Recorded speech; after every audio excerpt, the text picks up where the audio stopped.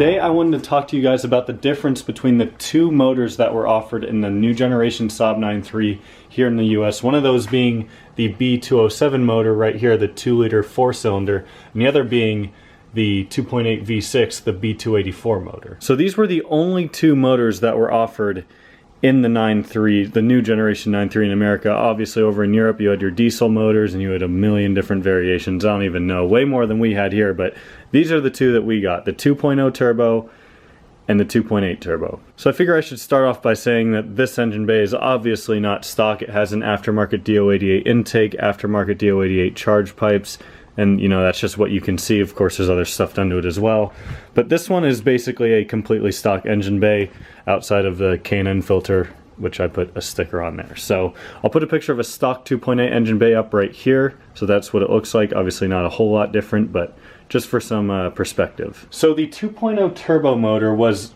obviously by far the most common motor in the new generation 9.3, and it was offered for every year that the new generation 9.3 was made, all the way from 2003, which is what this car is, all the way up until 2011, 2012, when they stopped making the car. This was pretty much the motor that a vast majority of 9.3s had. Now Saab got spicy, and in 2006 they introduced the 2.8 V6 motor. So this was offered from 2006 to 2009, and it was only offered in the 9.3 Aero all-wheel drive, and of course the Turbo X. If you guys are wondering more about trim levels and differences between trim levels, I actually just did a video on that, so check that out up here in the top corner, and you can learn all about what the Turbo X is, what this 9.3 ARC is, what that means, and you know, just everything about 9.3 trims. So I have 6 different criteria for what I'm going to be basing my comparison on these two motors on. First off is going to be sound, second is going to be power and torque, third is going to be how it drives, fourth is going to be gas mileage, fifth is going to be reliability, and sixth is going to be ability to be modified and kind of like the aftermarket support for the motor. And I figure one of the big reasons for making this video is because I get asked by people a lot when they're looking at 9.3, should I get the 2.8 or should I get the 2.0?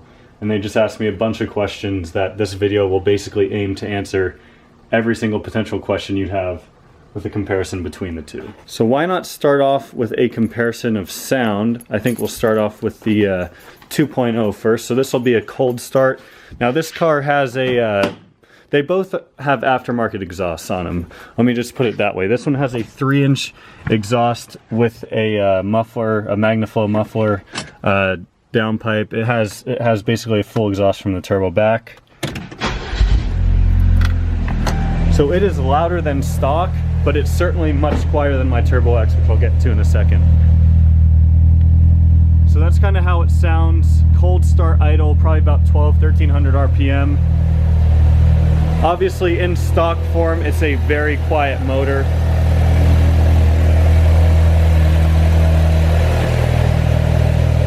I've done a handful of exhaust videos on this car because I've had different iterations of the exhaust on this car, and I figure I'll go ahead and link the latest one up here. I'll give you a couple revs real quick. So there's just a couple revs. Not gonna go too crazy because cold motor. But let's jump in the Turbo X. So the Turbo X a little bit louder. This one has a Corona downpipe, a Corona midpipe, and also a rear muffler delete. So it's pretty much straight piped, as the Ricer likes to call it. So I'll go ahead and start this one up here.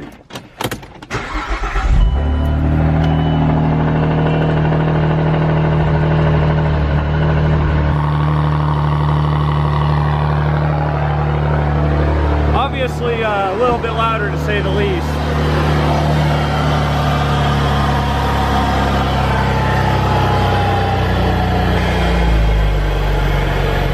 Love that. So idle is obviously cooled down here a little bit.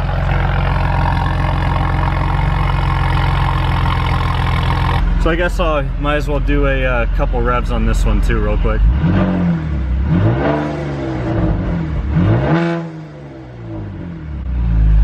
But you could probably hear it there with the open air intake, even on the revs. Oof, it just sounds so good. I actually have BSR intake ready to go on this car, just need some hardware for it. You guys might have seen that on Instagram.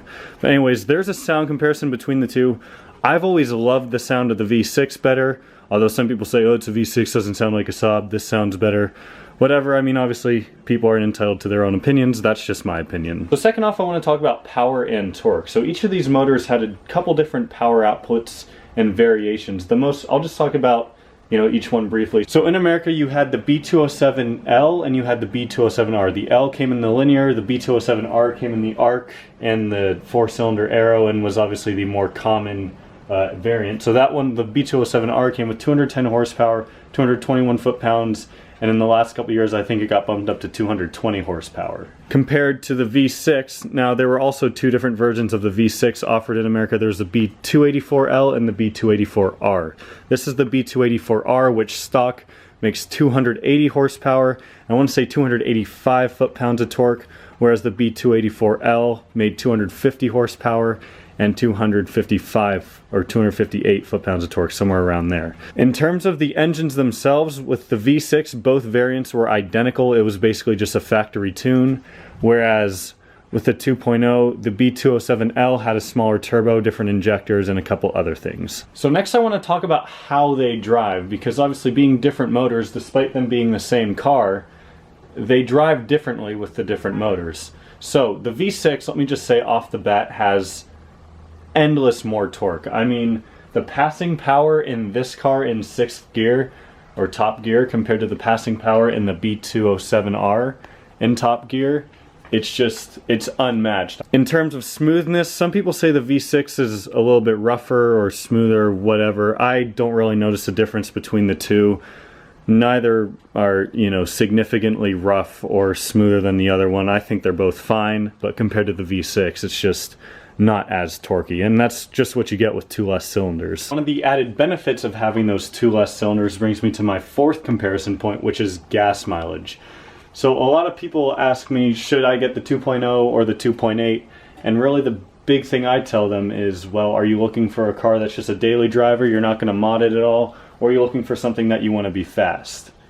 Because, I mean, I'll get to the fast part in a second here, but in terms of a daily driver, if you're looking at, you know, which one gets better gas mileage, well, obviously it's the B207 motor, because 2 less cylinders. I mean, I don't drive aggressively all the time with either car, but from time to time I'll drive, you know, I can be a lead foot from time to time, we'll just say. And in the B207, I average 26 to 27 mpg combined, and with this, I get 20 combined. So there's just kind of a comparison. Obviously both take 91 octane fuel, which is what we've got out here in Arizona. So 6 mpg better for the 4-cylinder, and that's after about 10,000 miles on this car and about 25,000 on this car. That's just what I've kind of averaged as a whole on them. So personally, I think 26 mpg on a turbocharged 4-cylinder that's not too slow is, you know, I think that's pretty good. I'm really happy with the 26 mpg on this. So my next point is reliability. So different people are going to have different opinions on these, but I'll just say in my experience, both of these have been very reliable for me. In my 1.5 years of ownership of this car and about 11,000 miles or so I put on it, I have had, I guess you could say, like 2 issues maybe. Both have been coolant related. So in terms of, you know, anything else, this car has been perfectly fine. On this, I've had a handful of smaller issues, nothing major, just like misfires, you know, something very common on these cars. Also had a secondary air injection problem, which only the 2003s have. So if you don't have a 2003, you don't really need to worry about that. Ionization module, just a couple little things that were all very common. So both the cars have been very reliable for me. I've seen some posts of V6s out there with 300,000 miles on them. I've also seen posts of 2.0s out there with over 300,000 miles on them. So they're both very capable cars when taken care of. So I guess this brings me to my last point, which is aftermarket support and kind of modability, modifiability, whatever the proper verbiage for that word is.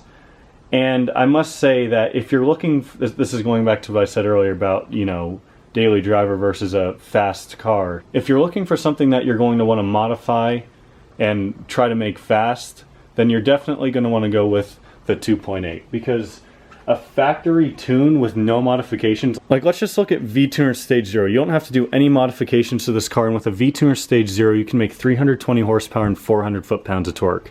Let me just say, even with full bolt-ons, you're gonna make maybe somewhere in that range with a stock motor on this car. I mean, the stock motors on these can't handle much over 300. Some people run a little bit over 300. I know someone's going to comment and say, oh, I've seen one with this amount of power, but safely, you probably shouldn't be running more than 300 horsepower on the stock block. And then of course you run into the issue of how strong is the transmission.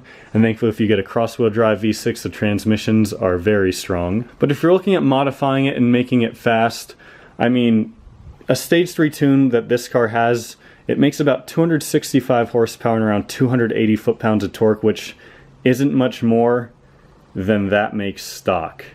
Than a B284L makes stock. It still makes less than the B284R makes stock. So clearly if you're going to be modifying, I'm not saying you can't modify this. I mean, the aftermarket support for both is great. I mean, you could get full intercooler kits, charge pipes, full exhaust from a variety of different companies.